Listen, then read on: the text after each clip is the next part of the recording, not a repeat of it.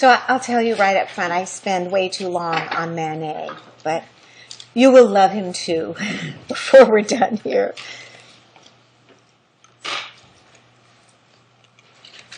In 1864, Dante Gabriel Rossetti of the British Pre-Raphaelite group was visiting Paris, and he wrote a letter home in which he described the state of French art as a state of realism in art. And he says, now, take this with a grain of salt. This is a Pre-Raphaelite speaking.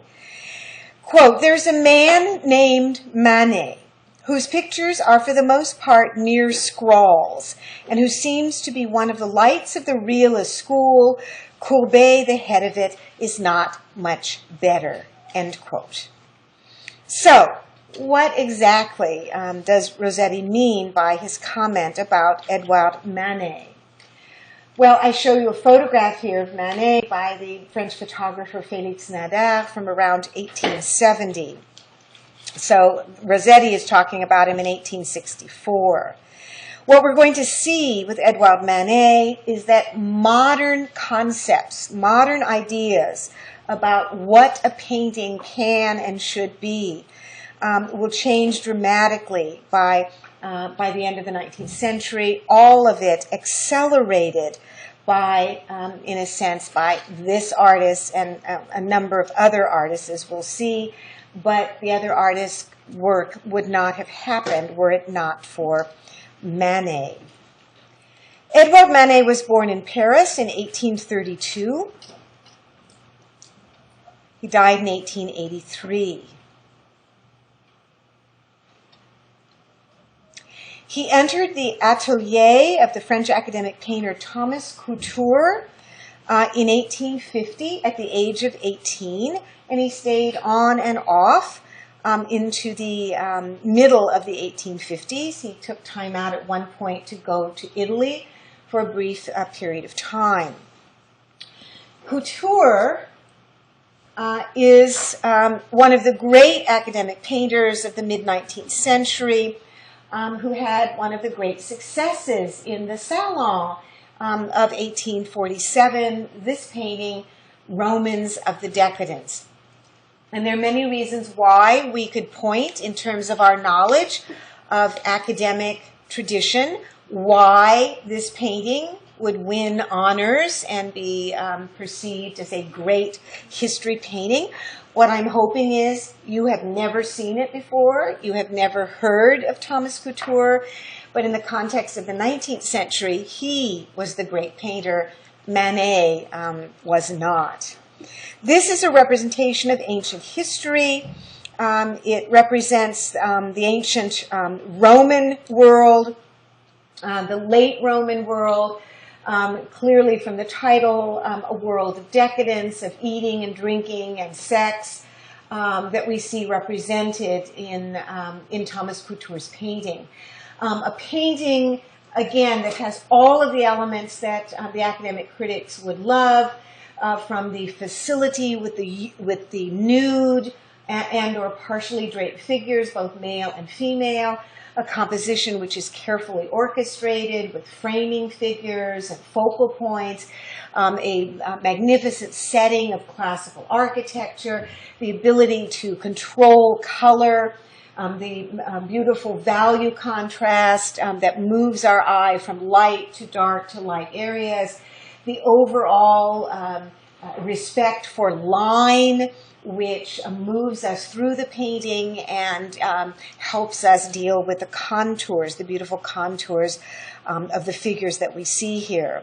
The painting is also interesting on another level in that the French in 1847 could read a painting about, the decadent times, the time before the final fall of the Roman Empire, one might say. They could see it as analogous to contemporary history, to the government of King Louis Philippe. This, for us, you must understand, is a classic demonstration piece. So you need to write that down. So Thomas Couture's work, The Romans of the Decadence, is a classic demonstration piece. What do I mean demonstration piece? The artist has put together everything that he learned in his academic training, and he's presenting it to us. And that term will come up again. Thomas Couture was the teacher then of Manet. And Manet was very unhappy with the academic routine, drawing from casts, making copies of great masters in the Louvre. He also objected to the heroic classical stances of the models that were used in Couture's studio. And for instance, if you look, well, you just need to look around and you can see these are all very carefully orchestrated figures. And you can imagine that there was a model in the studio who posed like this, and that Couture then is able to fit that figure into his painting. Look at this figure here. Incredibly posed, completely, one might say, unrealistic in the context of modern times. Manet really objected to these kinds of heroic classical stances, telling Couture that they were antithetical to reality. But Couture is saying, what are you talking about, reality? Painting is not necessarily reality, it's idealization. He and Couture had a running feud about idealism versus realism. Manet did not enter the Prix de Rome competition. He simply would have in part felt it a great challenge, certainly, but something that perhaps he felt was somewhat antiquated at this point in time.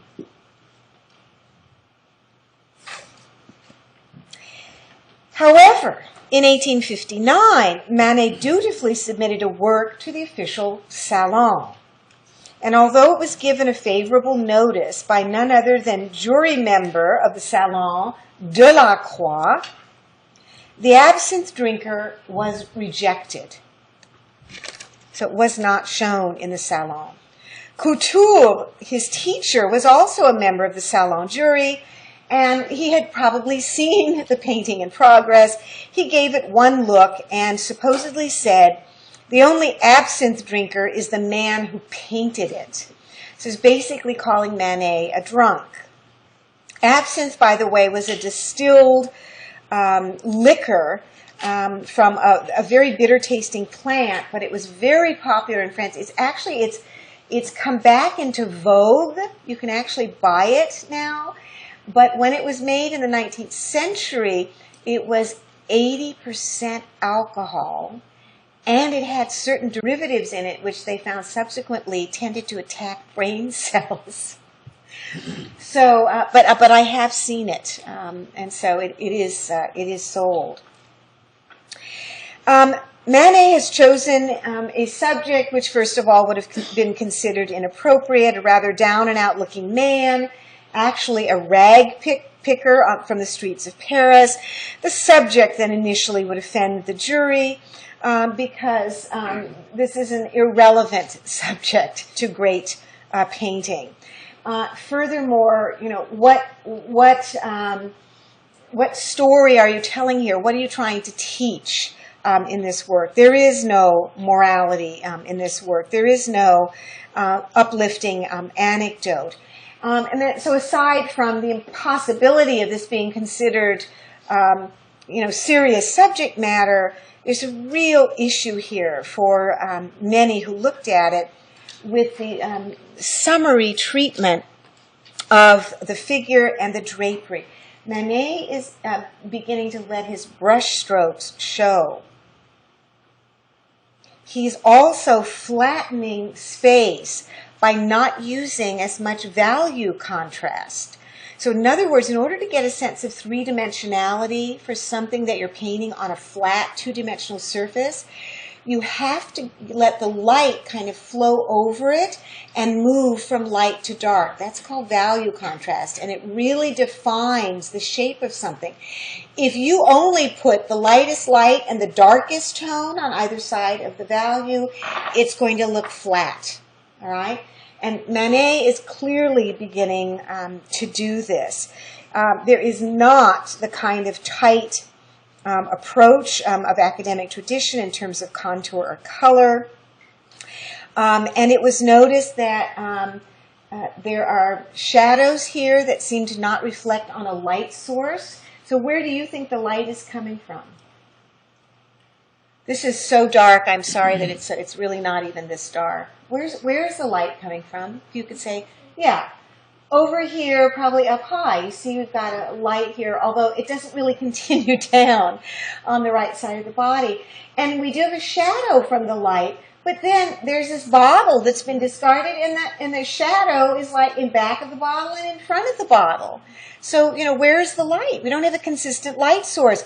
This is like thumbing your nose at, Renaissance painting, where one of the first things you establish after you establish your perspective space is you establish where's the source of light. And then everything is going to match up to that source of light. It's also pointed out, and it is certainly true, I'm not saying this is a great painting, but we're starting to see some of the issues for the critics in Manet. There's a very awkward representation of the left leg and foot. And you start to wonder, how is his leg attached to his hip now, and how is this foot attached to this leg? I mean, it looks like a wooden leg, doesn't it? It looks as though it's not really attached properly. Manet, during this period, had been inspired by his studies of the Spanish 17th century painter Diego Velázquez. And I show you a work called El Menipo by Velázquez, 1639.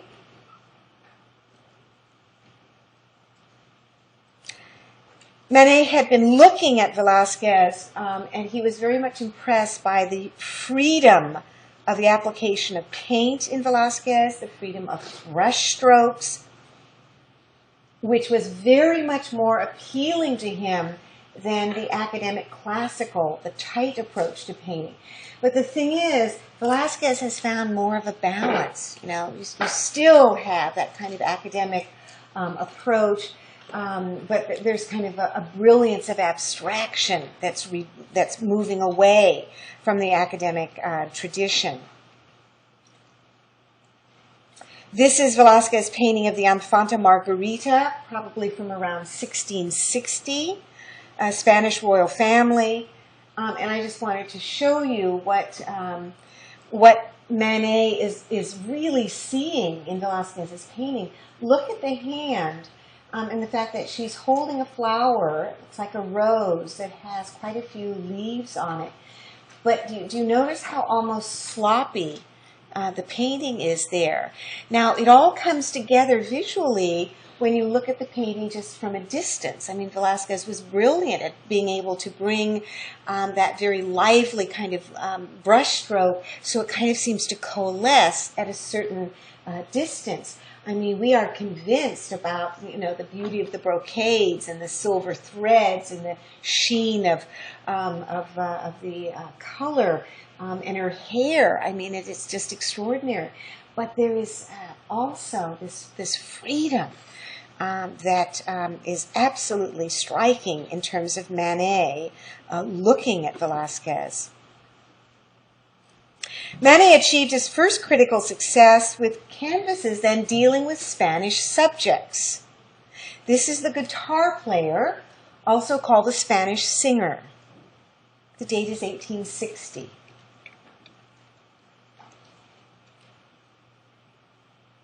Now this is a good-sized work. This is in the Metropolitan Museum in New York as well.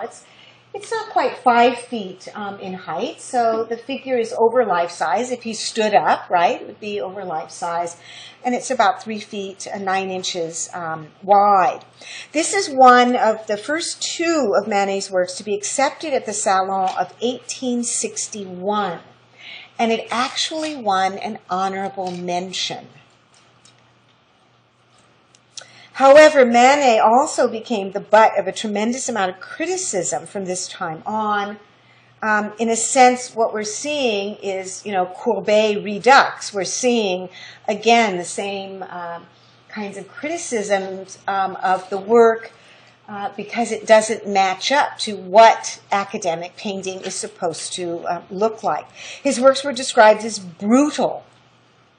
He had begun again, or had continued to exclude value gradation, so that the modeling of the figure is something that becomes problematic. So, it's interesting because you're looking at this with 2012 eyes and you're saying, I don't see a problem with this painting. This painting is very realistic. Well, what is your problem with this?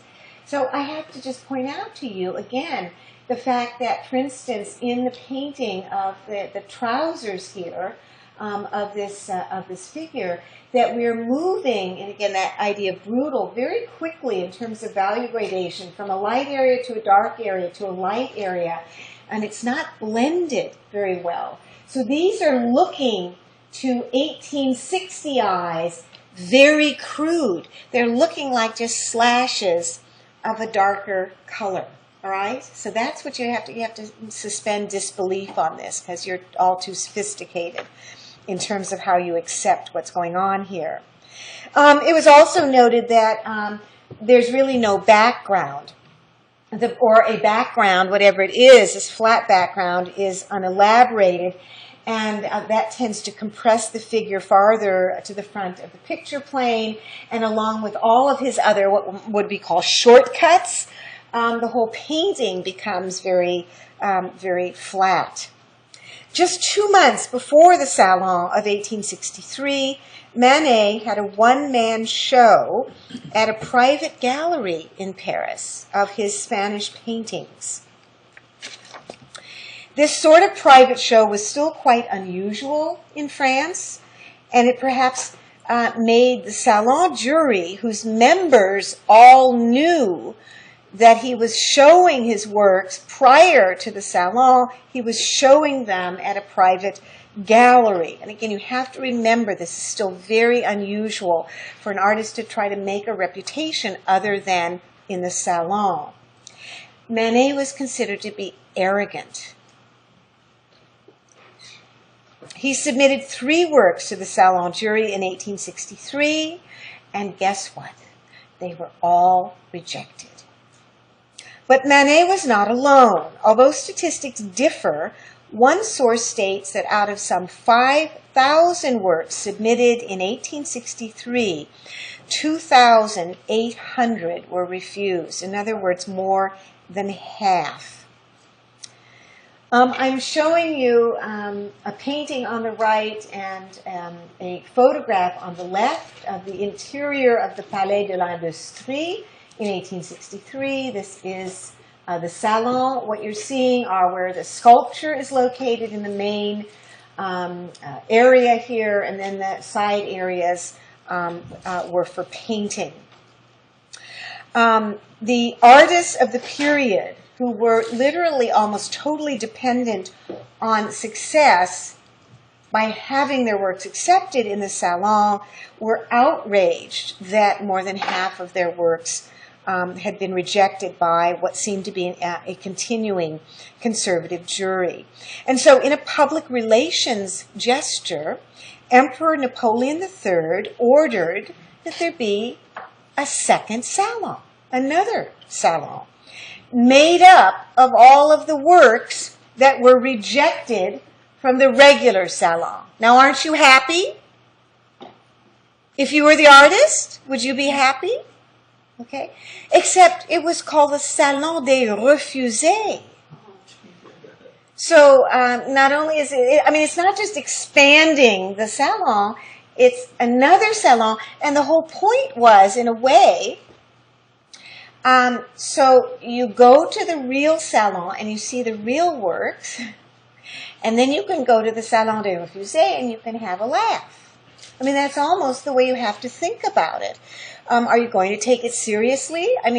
These were works rejected by some of the great masters of French art, and there must have been a reason why they were rejected. So, the Salon des Refusés marks a turning point in the history of modern art, a dramatic split between academically approved works and the avant-garde, AVANT-GARDE, avant-garde, coming before, people who are individuals who are before their time. The center of attention for the Salon des Refusés was, in fact, a work by Edouard Manet. And it was considered so outrageous that there was a lot of traffic at the Salon des Refusés, and there were all kinds of cartoons and jokes about it as well. So, for instance, you can see on the left-hand side here, it was so crowded, even at the Salon des Refusés, that you needed a helicopter hat in order to see some of the paintings. But my favorite here is that an obviously 9.5 months pregnant woman is coming with her husband to the Salon des Refusés. And you can see that tableau here. And the guard is saying, "I must warn you, madam, that someone in your condition is in grave danger if you come inside to look at the works in the Salon des Refusés." So what was she in danger of looking at? Le déjeuner sur l'herbe, luncheon on the grass.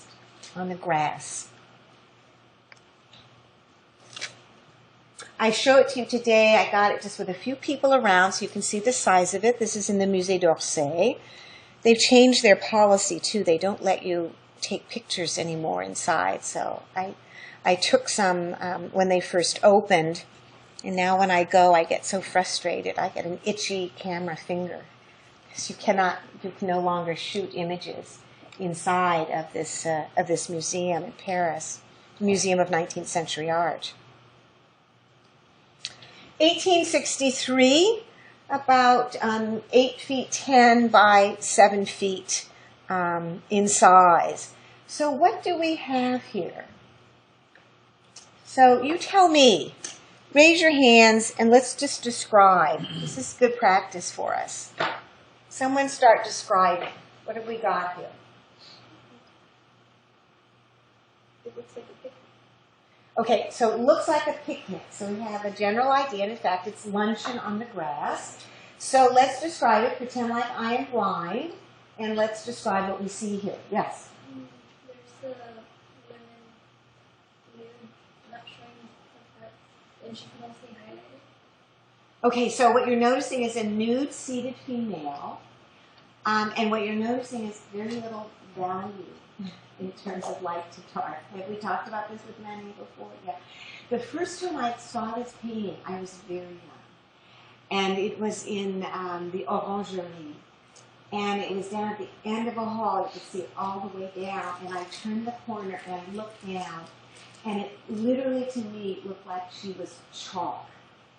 That's how it looked, with modern eyes even. It is so shocking, really. And she becomes the focal point, not only because she's a nude female, but because it's so shocking the way, literally, he has not used value gradation to create a kind of three-dimensional, realistic form. Okay, what else? What else have we got? There's only one seated woman. Someone else. Sorry. Well, you're looking at it. All you have to do is describe it. Go ahead. There's 2 seated men. Okay, 2 seated men. Are they nude too? They're wearing suits. They're wearing suits and ties. Yes. And then there's a woman in the back who's she's taking out with a dress on. So you're even reading this as water. That's pretty good. You're right. So she's wearing some sort of a dress, some sort of drapery, and she's leaning down. Okay, what else? We've got the main figures set up. But what else do we have in the Déjeuner sur l'herbe? What else is there? Yes. No, there's like a creek or a meadow and some kind of forest. Okay, so it's a kind of forest scene. There's a lot of forest here, isn't there? A lot of trees on the left-hand side, the framing devices, actually both left and right-hand sides. And again, we pointed out there is some water here. This is actually a little rowboat. Do you see it here?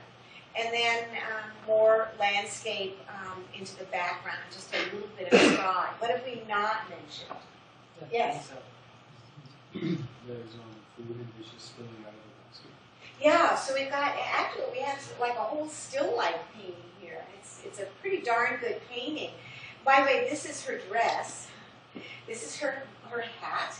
And you're right, there's a basket with food spilling out. Some bread, some fruit. Yes? Weren't they prostitutes? I'm sorry? Those women prostitutes? I remember hearing that in one of the... Well, how did you ever say that? How insulting.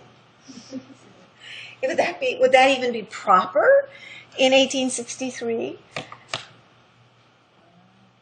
That's what people are thinking, isn't it? I guess. I mean, you wonder, what the hell is she doing taking her clothes off? I mean, she's not sunbathing. I mean, does it rationally make sense to us? The subject is an adaptation, but in contemporary dress, of the venerable tradition of a demonstration piece in which you have, okay, because they're not Romans, right? They're contemporary, but are some of them nude and some of them clothed? Yes.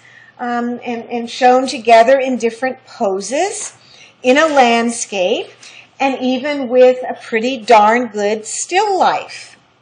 So it's a demonstration piece for Manet.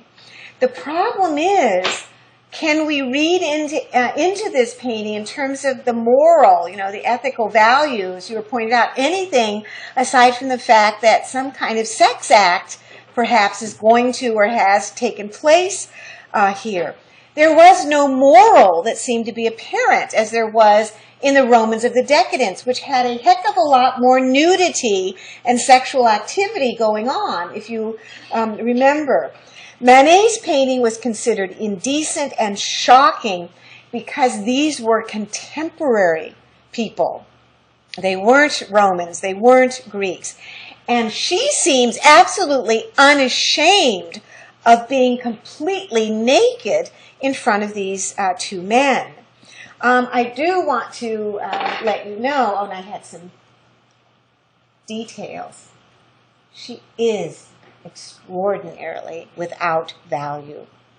And I mean in terms of value contrast. At the official salon, remember this is the Salon des Refusés.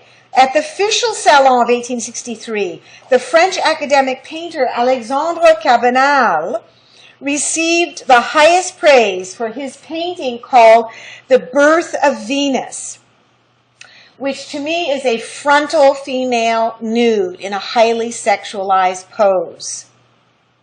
It received the highest acclaim. It is an interpretation of a classical myth, because after all, we all know the story. Venus was born from the foam of the sea. One critic described this painting, are you ready? As cleverly rhythmic in pose, curves that are agreeable and in good taste, a bosom which is young and alive, hips that have a perfect roundness, and a general line that is revealed as harmonious and pure. Unlike Cabanal, Manet's painting does not contain the thinnest disguise of allegory or history or mythology, and so it was considered vulgar in the eyes of the public. But for his eroticism couched in mythology, Alexandre Cabanal received the Legion of Honor. Again, Manet's subject was coarse enough, brutal enough in terms of being only a contemporary subject. That's if we see people in contemporary dress. But the execution was again called into question. the work is painted in broad contrasts of value, summarizing sort of the lightest light, the darkest dark, and perhaps nothing in between, and allowing us to see brush strokes. The nude was the greatest issue, absolutely no transitional value from light to dark. It's as if there's a spotlight on her, and we lose any kind of value gradation. Furthermore, this is not a particularly great painting.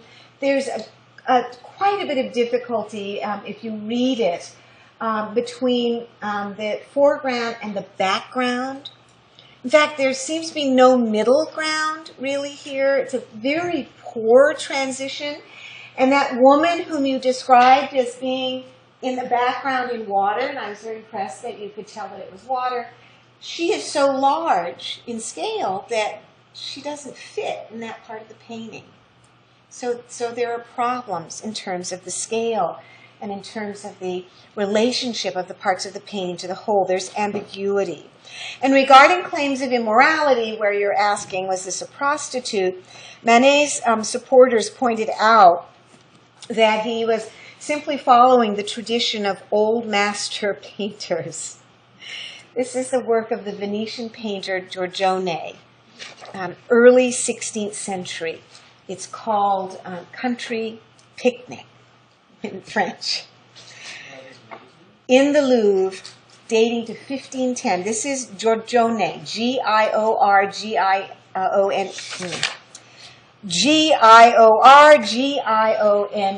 Giorgione, a Venetian Renaissance painter of the 16th century.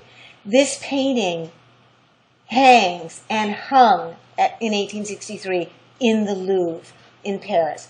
Everyone knew this painting. Manet knew this painting. This painting with two nude women and two fully clothed men in a landscape didn't shock anyone. Furthermore, it was pointed out that Manet's figure grouping was actually derived from a work based on a painting by none other than Raphael Sanzio, the great Renaissance painter.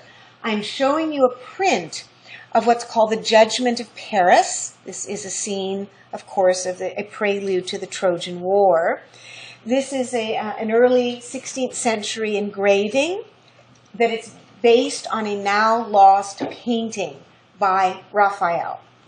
So, what we see here, well, I hope what you see, is that Manet has borrowed compositional elements. What do you see? I mean, it's almost a direct borrowing.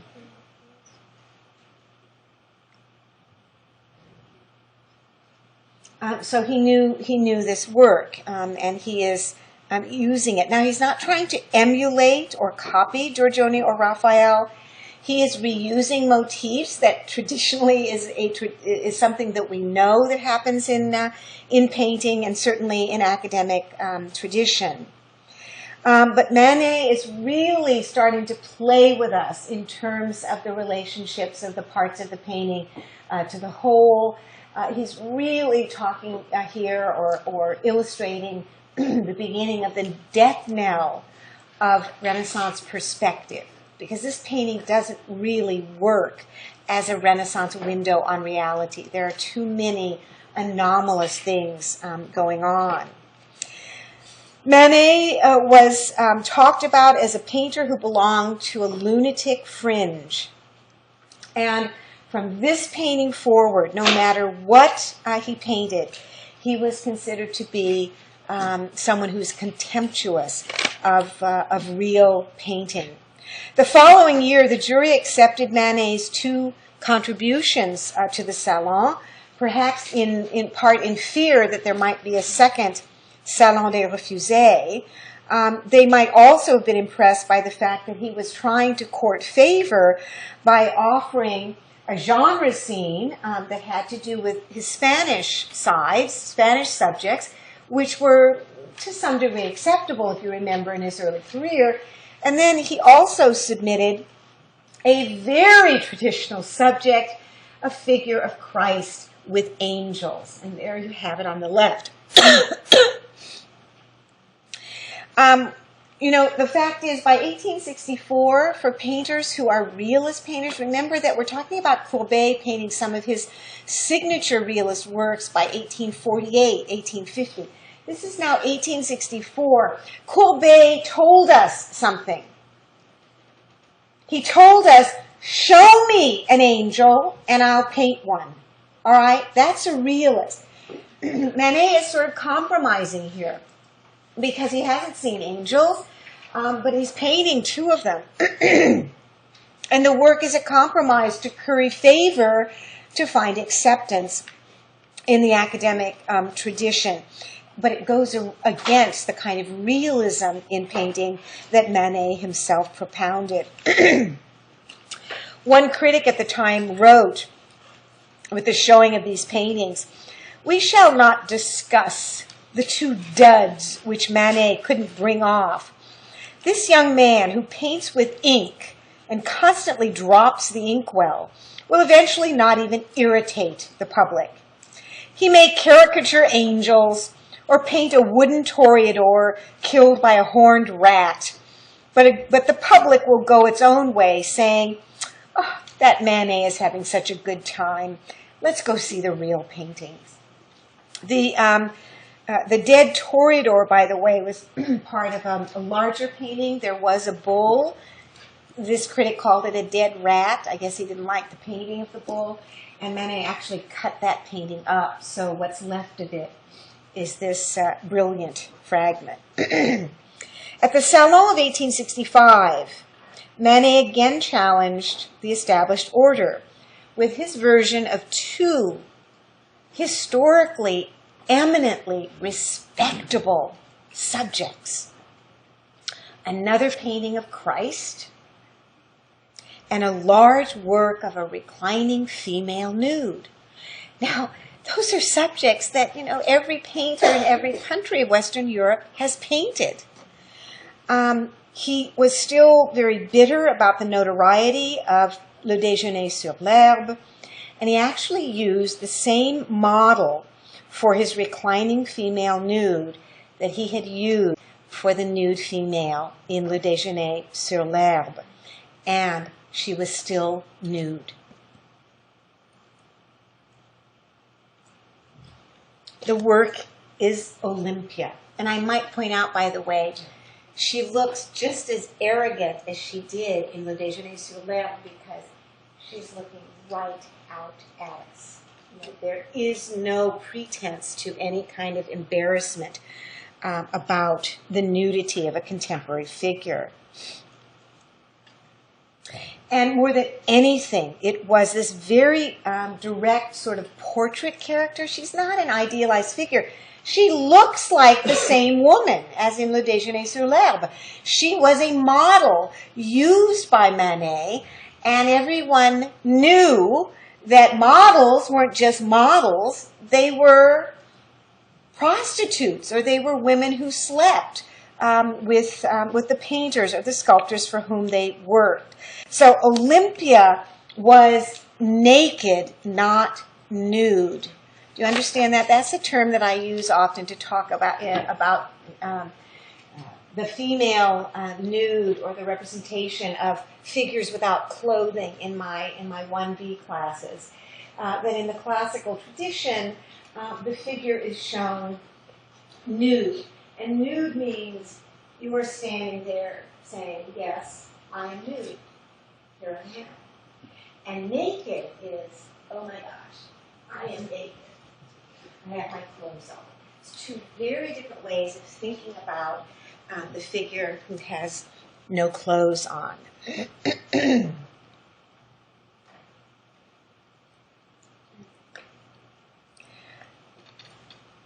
The attributes of this reclining female nude are particularly interesting. And she's in a room.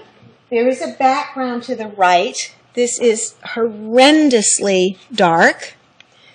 But there is a background to the right behind the woman who is bringing her flowers. And this is one of her servants. And she's bringing her a big bouquet of flowers. And, of course, we know who the flowers come from. It's from the trick from the night before. Okay, and so she's not particularly interested in them. She's actually interested in looking at us. Her attributes are proof of her status in society. The narrow black ribbon around her throat, the silk slippers, the hair orchid. Orchids were still very rare and exotic plants. I mean, they're still beautifully exotic plants if you look at an orchid plant today. But in France in the 19th century, very exotic and symbolic of eroticism. The silk slippers, you can see this very expensive silk robe. And at one end of the bed, a little cat. Do you see the cat? Her name is Olympia. That's the title of the work. Olympia was a known pseudonym favored by prostitutes who liked to take names that associated them with classical goddesses and nymphs, like Flora, Lucretia, Thalia, Calliope. Those were all the favored names. So just by the title, it's as though he is slapping us in the face and telling us exactly who she is. A contemporary prostitute, unashamed by her nakedness, receiving that bouquet of flowers from an admirer and simply looking out at all of us, the spectators in her room. The black cat, let's see if I don't have a closer view, better view. But the black cat, if you can see it here, barely, I don't think you can. The tail is up on this cat, and his pupils are really quite dilated. It was clear to everyone that this long tail was a phallic symbol, and that in fact it stood for promiscuity. The black cat was then symbolic of promiscuity because cats are so promiscuous. I simply want to point out to you that we are looking again at Mane in a sense being incredibly I don't want to say conservative, but traditional. Because on the right-hand side, he's looking at another 16th century Venetian painter. This is the painting known as the Venus of Urbino. But keep in mind, this is called Venus of Urbino. It doesn't give us the name of the woman. It is a personification of the goddess of love, Venus. Everyone knew in France at this time that a man had a mistress and that he was more likely to be seen in public with the mistress than with his wife, but you simply didn't paint a work and show it or attempt to show it in the salon. That, again, was brutal. Olympia's counterpart in the Old Master's world is the Venus of Urbino. And I do want to show you that Manet was very much aware and very much loved this painting because when he was in Italy, he made a copy of the Venus of Urbino. And when an artist does this, if it's not stuck in their heads, and they'll remember something visually, but to actually copy it and bring it back with you and have it with you, clearly this was the source of inspiration for the work. And the parallels are very direct. The general composition, the disposition of the nude on a bed, which is parallel to the picture plane, with white sheets, a screen or curtain that really causes our eyes to focus on the upper part of the female nude. The two serving women in the Titian versus the one serving woman in the Manet. And then, of course, we have to point out there is this innocent little dog on the end of the bed, who looks harmless versus this promiscuous cat on the Manet. Again, Manet's technical innovation greatly disturbed the critics, and that innovation, again, is the suppression of almost all intermediate value. You get the lightest light and the deepest shades, but you don't get anything in between to help your eyes move through the three-dimensionality of the painting.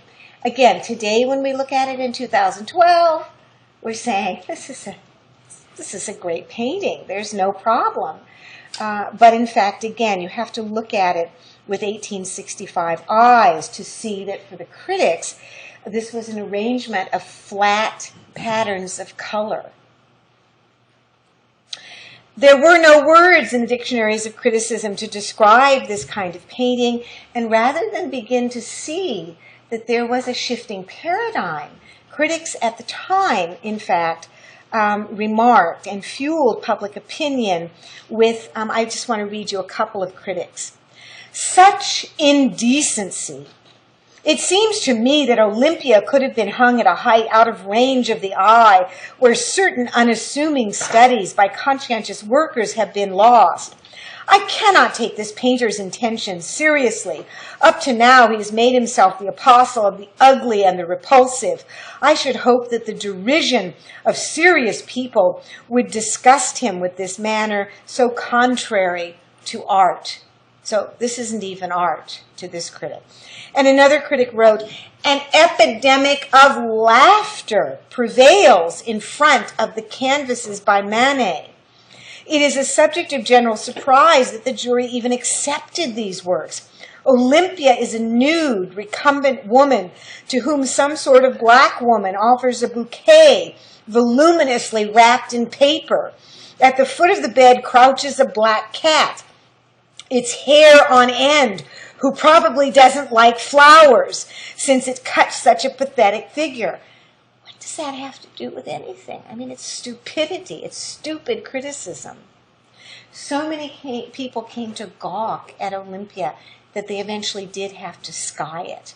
And skying, you remember, means putting it up near the top of the wall instead of down lower.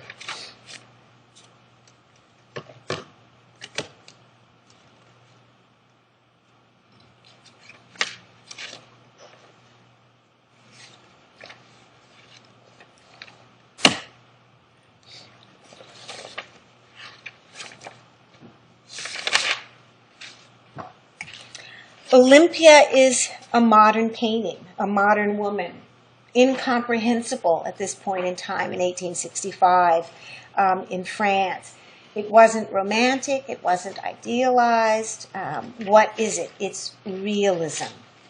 The most perspective criticism of the work was by a reviewer who said that Manet's art was too abstract. And that's true, philosophically and in terms of his stylistic approach. If she represents anything beyond this realism, Olympia reflects Manet's admiration for the French poet Charles Baudelaire, Baudelaire, Charles Baudelaire, Baudelaire, whose collection of poems, Les Fleurs du Mal, is still a classic of French 19th century poetry. Fleurs du Mal means the flowers of evil, published in 1842, and Manet knew Baudelaire's work. His poems are, again, a kind of strange dichotomy of the modern world, realism, and the sort of irrational and the erotic. There is a poem within Les Fleurs du Mal, the collection, called Les Bijoux, which in French means the jewels, Bijaux. This is one of 6 poems that was censored by the police after the publication of Les Fleurs du Mal. Let me just read you a little bit of Les Bijoux, the jewels, by Baudelaire. The lovely one was naked, and knowing well my heart, she wore only her bright armory of jewels. They evoked in her the savage and victorious air of Moorish concubines upon a holiday. When it gives forth, being shaken, its gay, mocking noise, this world of metal and of stone, aflare in the night, excites me monstrously, for chiefest of my joys is the luxurious commingling of sound and light. He goes from the broader world of Paris to the intimate world of the boudoir. Relaxed among the pillars, She looks at me and lets herself be gazed upon at leisure, as if lulled by my wordless adoration, like the sea, washing perpetually about the foot of a cliff. Her eyes fix on me like a trained leopardess. She slouches into successive poses, a certain case, a certain candor coupled with lasciviousness lends a new charm to an old metamorphosis. She stretches and rears and makes herself all belly. In truth, it is as if some playful artist has joined the stout hips of Antiope to the torso of a youth. The room grows dark. The lamp has flickered and gone out. And now the whispering fire that had begun to die, falling in lucent embers, was all the light therein. And when it heaved at moments a flamboyant sigh, it inundated, as with blood, her amber skin. Is that Olympia?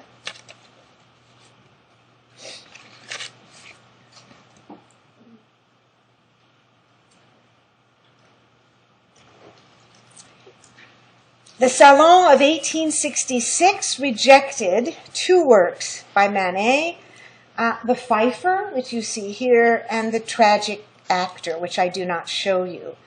In The Fifer, we can't say this is an objectionable subject, right? So we need to go after the style, the elimination of value, the flatness of the work, the opposition of bright color in opposition to a kind of nondescript background.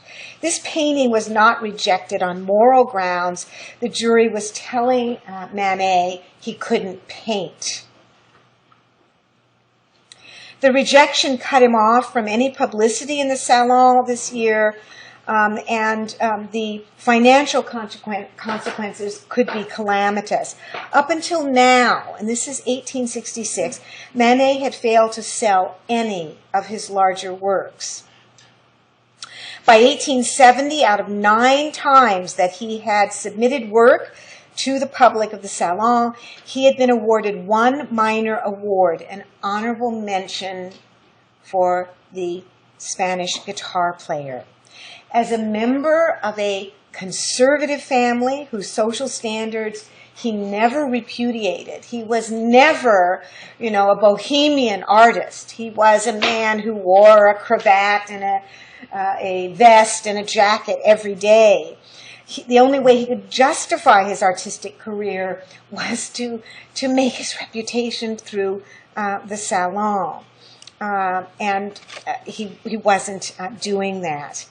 Manet may be said to have finally created a work, his final large salon painting, produced near the end of his life, with the bar at the Folies Bergères. For the first and last time in his life, he was, by virtue of a medal, finally won, a second-class medal for a portrait, harmless enough, a portrait. He was exempt from the necessity of submitting to the Salon jury, and this is the end of his life. The bar at the Folies Bergères, 1882. He died in 1883.